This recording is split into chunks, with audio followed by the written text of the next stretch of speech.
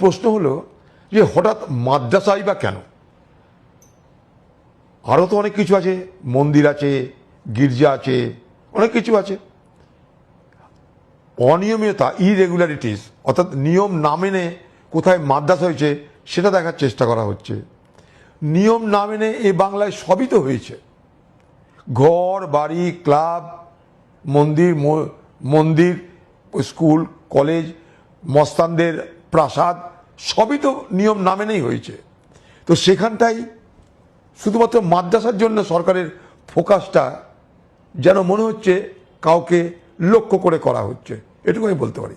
এই নিশ্চয়ই দেখা উচিত কোনো বেনিয়মেভাবে কোনো মাদ্রাসা যাতে না হয়, কোনো বেনিয়মভাবে কোনো স্কুল কলেজ যাতে না হয়, সবটাই দেখা উচিত।